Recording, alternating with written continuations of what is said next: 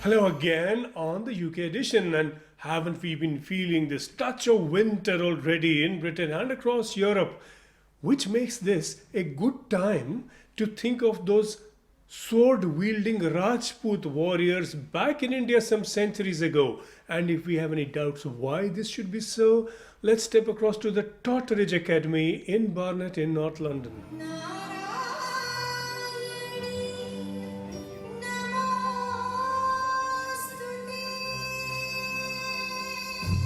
The Totteridge Academy in Barnet in North London was home to the reliving of an ancient Rajput tradition.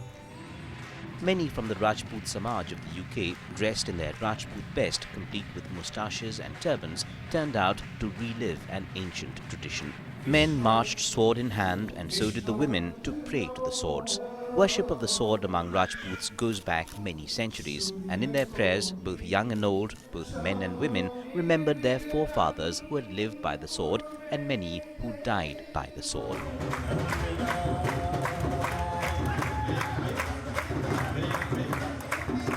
The men and then the women marched in carrying swords to show what they can still do with them, and their prowess was very soon on display.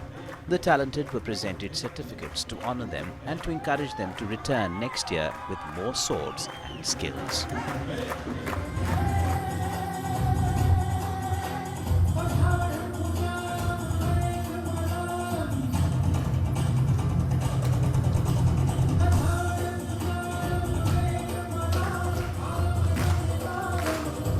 The sword ritual has many takers among young Rajputs, and they had their own reasons. First of all, this is not a dance. This is a way of practicing our martial tradition. Obviously, Rajputs being about the martial race, and what we're trying to do is we're trying to invoke the goddess. We're trying to get the goddess to take up residence within this sword. That's the main thing that we do. Basically, the carrying weapon is criminal offence in London, but we are Rajput, so we pray the sword in Dashera because our goddess Ambaji continue 9 years, she fight with the devil, and the number of the 10 days she win, and that's why we pray the sword today, and we call Dashera. It's a Ram win for the Ravan and the Ambika also. So we Rajput pray the sword and do the sword. Well, we feel that we are away from India, and the fact that the whole cultural input that comes from the families. And if you do this regularly on a year-on-year basis, then of course the cultural traditions are continued from one generation to another generation. What we found is that the traditional is a things that we must not forget about it, that we protect the people, we protect the people of the all over the the India, and being a Rajput, we are the warrior family, and it's our duty to people to remember, because sometimes if we don't keep the traditional there, then our youngster probably not realize and where we came from, what is our duty, and how we have to perform our duty to protect our country and the people of the country.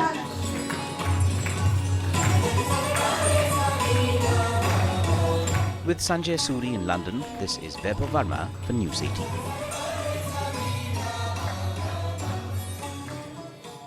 And if you were to bump into a Rajput girl with a sword in hand or two swords in hand, just step quietly aside. She's only another kind of Londoner. But another kind of London is what's been on people's minds as well. London has been such a magnet for attracting Indian business and investment. Will it stay that way post-Brexit? Mayor of London Sadiq Khan certainly thinks so and says so, as Karma Wangdi discovers.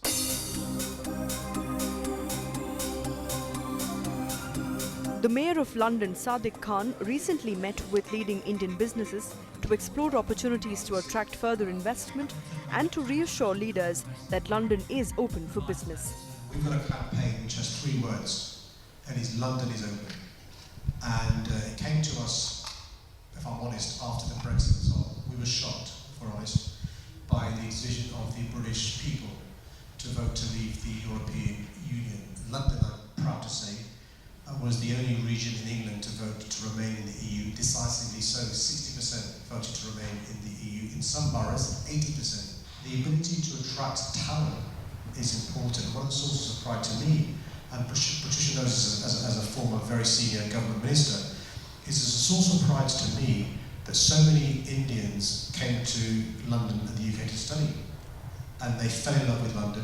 So many world leaders from India, but also around the world, studied here in London, and England fell in love with our country.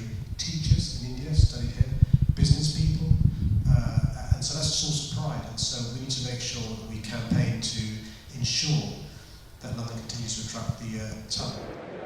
The mayor wanted to reassure bosses that Indian businesses who employ nearly 50,000 people in the capital remain welcome post-Brexit, and that London is open to investment, trade and talent from around the globe. But saying thank you is the theme of my contribution. I want to thank you for what you do in relation to the jobs you create in London. 50,000 Londoners work for Indian companies. I want to thank you for being the second biggest foreign direct investor country after the USA. I want to thank you for the fact that the investment you do in the UK, 40% of that is in London, so thank you for that. I want to thank you for the fact that you do more trade with us as a country than all the other EU countries put together.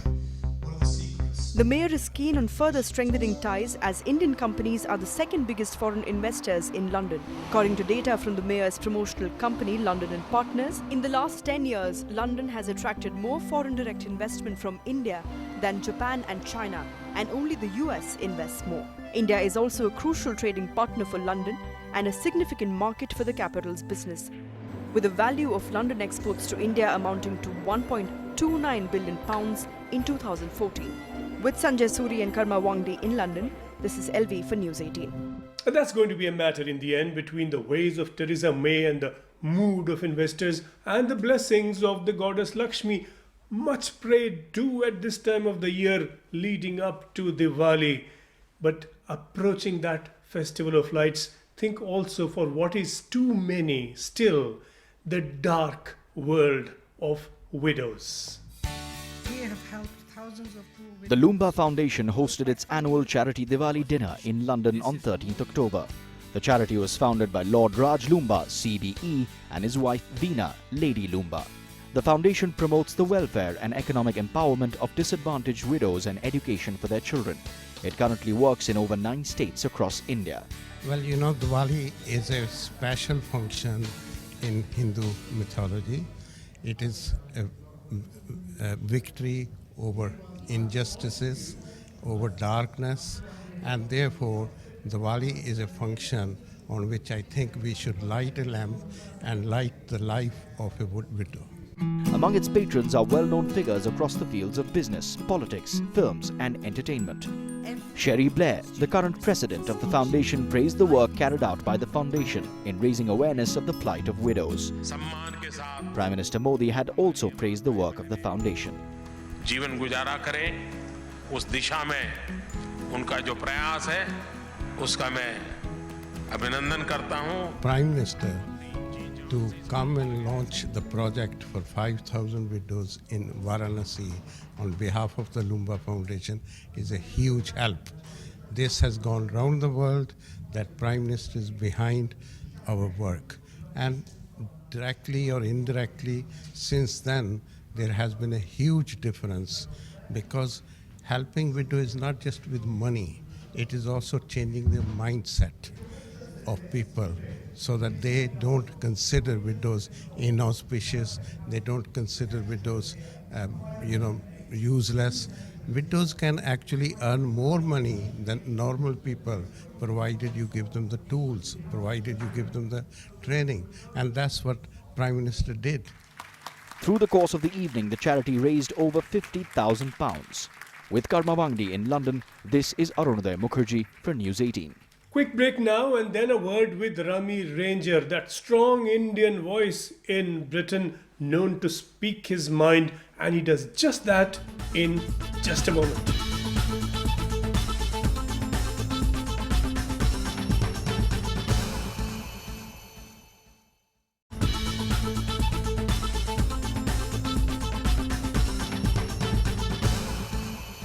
Welcome back. Now, Rami Ranger runs a very successful business here in Britain, turnover last year was more than 200 million pounds with 15 million pounds net profit, employing about 150 people. But Rami Ranger is so much more than just a successful business leader. Anyhow, let's continue this conversation with him in his office. Dr. Ranger, of course, is active on many fronts, and that's understating it. And so what shall we talk to him about? First, Sikh issues. He's chair of the British Sikh Association. Rangerji, you don't look like a Sikh to me. Well, I'm a Sikh, but I may not be Khalsa. Yes, so there is a difference. So Sikh religion started with Guru Nanak Dev Ji, and the Khalsa, Brotherhood Khalsa, was established by the 10th Guru, Guru Gobind Singh Ji. So I am a Sikh, but you may not call me a Khalsa. Well, that's a distinction not many will really readily understand, but do you see yourself as a Sikh? I do indeed, and I advocate to people, allow people to become Sikh first and then Khalsa. In other words, let them graduate first before you make them a master's, of any subject. What were your thoughts on the expression of Sikh faith as people who disrupted that wedding ceremony in Leamington Spa said? They said that that was not in line with the Sikh belief, and certainly they had a point to the extent that the Ret Maryada, which they were following, is a set of guidelines laid down by the Akal Takht, accepted by the Sikh Council UK, so they were within their rights to try and stop that marriage. They say species which will survive in the future will not be the most intelligent or most strongest, but then the one which can adapt to change. We have to change with the globalized world. Most of the Sikh children now are not wearing turbans. As you can see, more and more children from Sikh families are now clean shaven. So, that's a fact of life. We can't force them. We should force anyone how to connect with the Maker. Our gurus never advocated rituals and, these man-made laws. They made it at the time when the world was a different thing for them. They were never...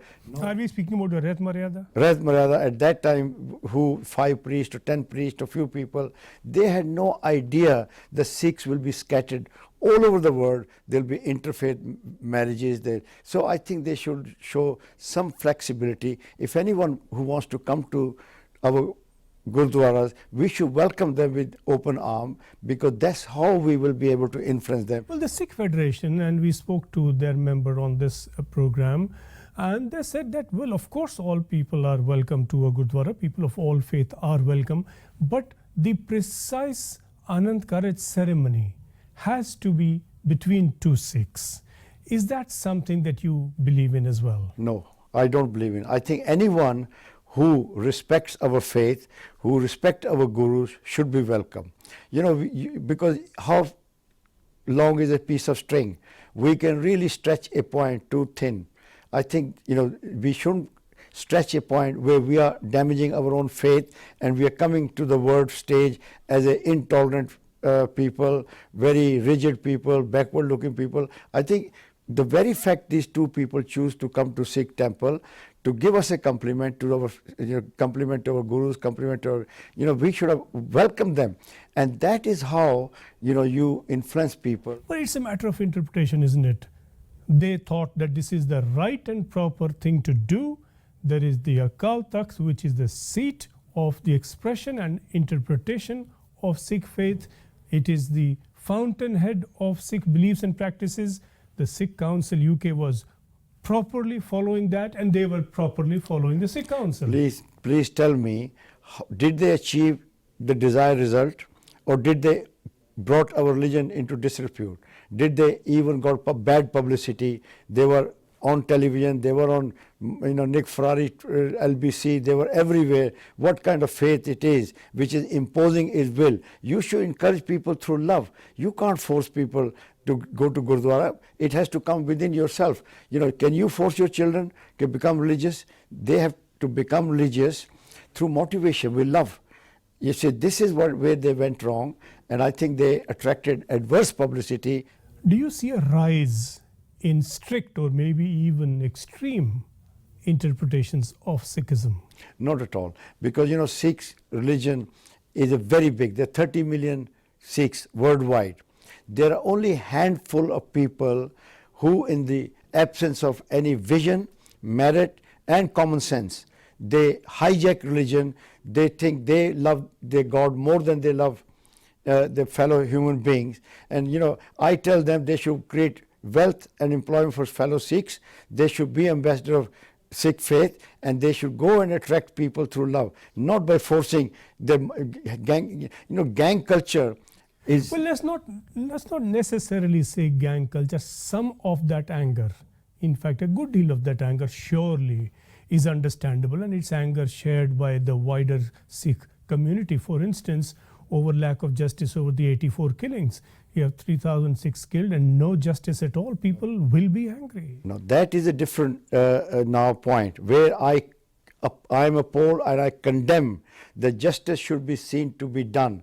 And in a world's largest democracy, a justice has not been done to those, first of all, who stopped the invasion of foreigners coming from Khyber Pass. For thousands of years, we were attacked. Our civilization was massacred.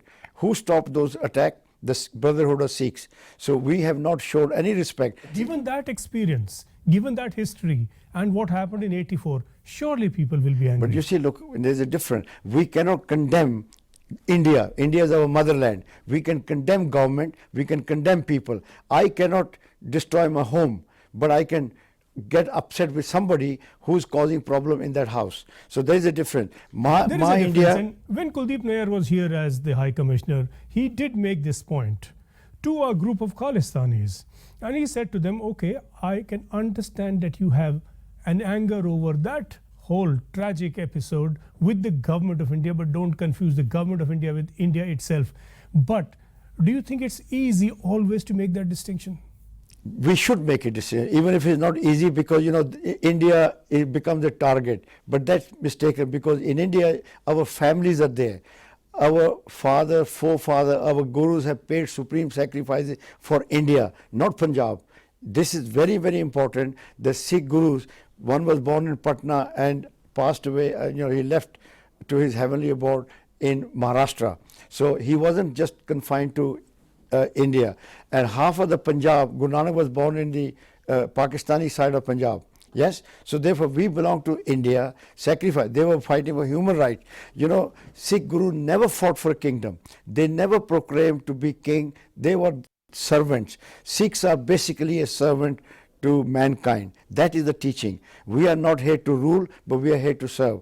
And no better place to serve than to fellow India or Indians. You speak of friendship across the borders. Even you had the India, Pakistan, UK Friendship Forum, but it seems to be all forum and no friendship. No, which is very unfortunate, because I had a vision that we are in this country, we are British now, whether they are Pakistanis, where we are Indians, we are all British. We now have one country and queen. We have become one. Let's not bring the politics of subcontinent, because there are vested interest in the people. They're doing things which suit them. But we have no Kashmir to divide. We have no agenda. We are working. Again, is that separation easy? Very difficult, because I try, and I'm still trying, hoping against hope that the people of the subcontinent will give up their ego. Unfortunately, I will take issue here with those leaders who think in Pakistan, who think they are rival to India.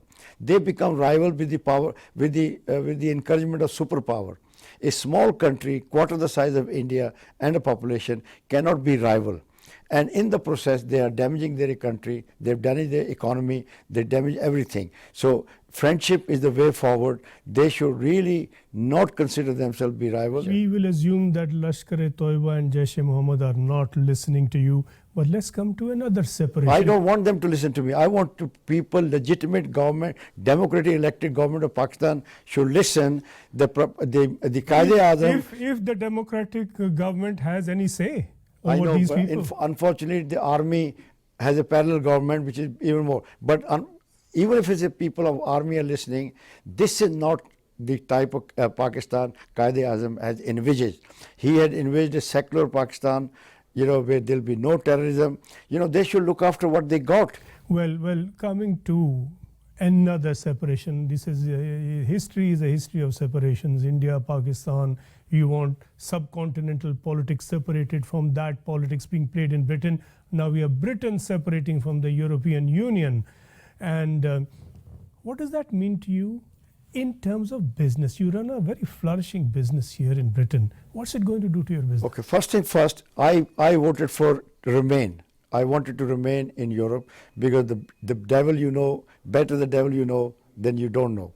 But the Brexit had happened, the people, it's a democracy, people of Britain have spoken. What's it going to do to your business? I will come to that. You see, now we are a trading nation.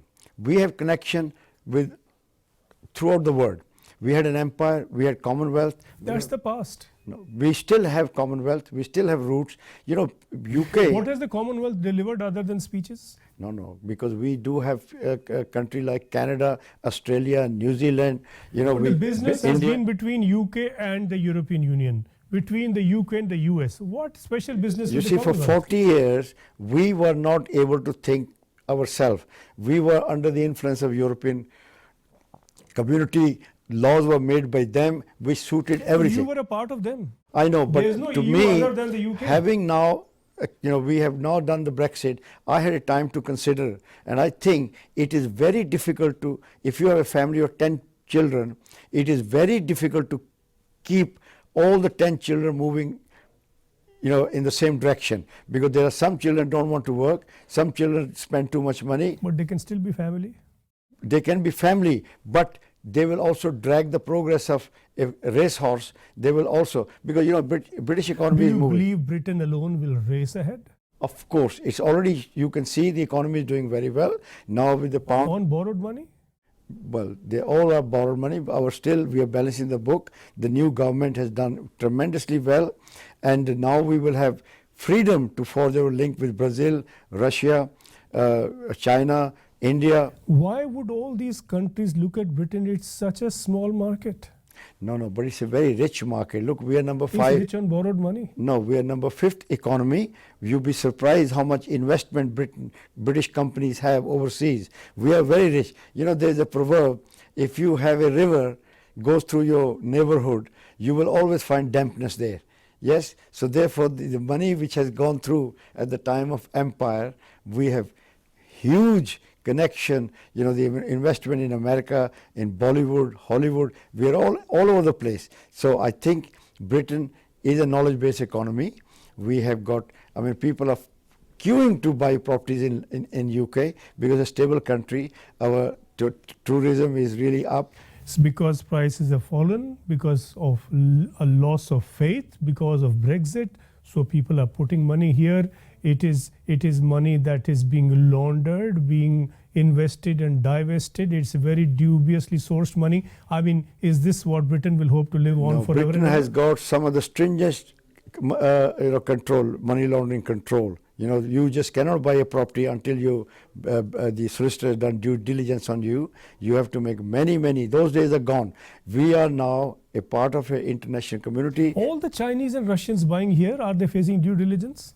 No, Chinese, we are doing due diligence. Those days are gone it's not Dubai where, people can go and buy. Nobody here is checking where the money came from in Shanghai.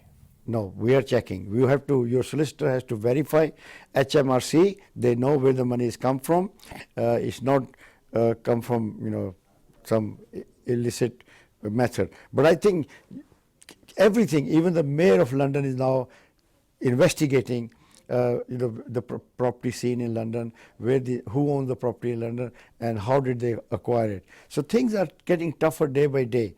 And I think this country, a tiny island which has touched the life of almost everyone in the world, we have the best army, we have the best institutions, we have so much freedom in this country, we have the oldest democracy. I have faith. Our education, look at Oxford, Cambridge. We take on board what you say, Ramiji, that Britain getting morally tougher and economically easier, a lot of people will hope. You are right, even if some may fear you are not, but thank you very much for talking to us. That was Rami Ranger chatting with us. We stop here now, but more next weekend on the UK edition. Time now to get into that Diwali mood. Shouldn't be difficult. See you soon.